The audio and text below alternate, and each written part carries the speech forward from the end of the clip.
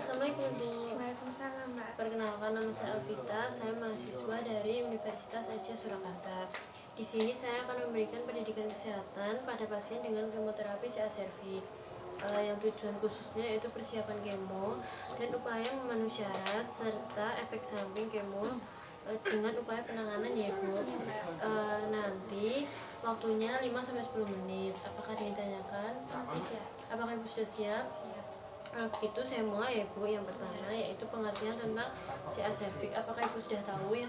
Belum. Oh ya, kalau gitu saya kasih tahu ya Bu. CA-cervix merupakan kanker atau tumor yang tumbuh pada sel rahim. Setelah itu, apakah Ibu udah mengerti tentang kemoterapi artinya? Belum, Mbak. Kalau gitu saya beritahu ya Bu. Kemoterapi merupakan terapi untuk penyakit kanker yang mengandalkan kemampuan dari obat-obat khusus untuk menghancurkan sel-sel kanker yang menyerang tubuh. Setelah itu, untuk tujuan umumnya meredakan gejala-gejala. Setelah itu sembari menghasilkan sel yang sehat. Kemoterapi biasanya dilakukan untuk menghasilkan ukuran kanker dan mengurangi pertumbuhan tumor. Setelah itu, persiapan melakukan tes. Yang pertama, ginjal harus berfungsi dengan baik. Yang kedua, melakukan tes darah. Tes darah ada 3 poin. Yang pertama, HB minimal 10% per gram, leukosit minimal 4000 per dl, trombosit minimal 150 per dl. Setelah itu hati harus berfungsi dengan baik ya Ibu. Untuk upaya pemenuhan persyaratan sebelum kemoterapi, yang pertama minum minimal 2000 ml per hari. Yang kedua makan tinggi protein dan kalori. Yang ketiga tidur yang cukup ya Ibu. Iya, Mbak.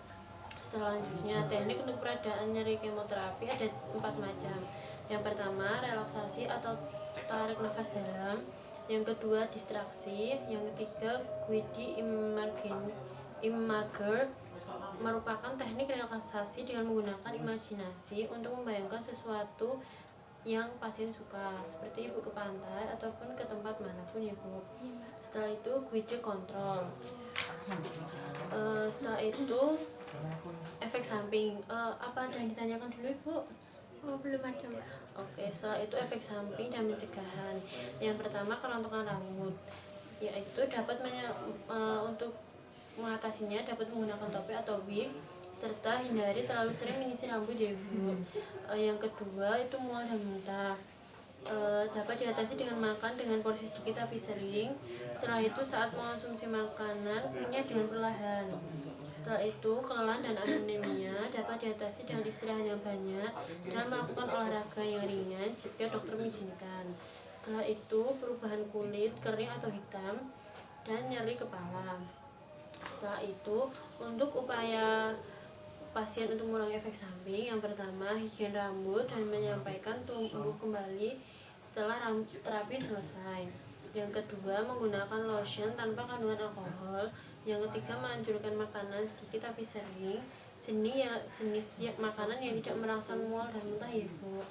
Yang ketiga mengonsumsi buah dan sayur. Yang kelima mengurangi rasanya formologi seperti relaksasi. Nanti Ibu bisa tarik nafas dalam.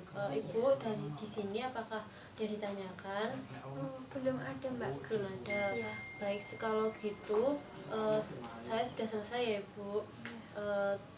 Kalau ada yang ditanyakan nanti Ibu bisa hubungi saya. Terima kasih atas kerjasamanya. Wassalamualaikum. Waalaikumsalam.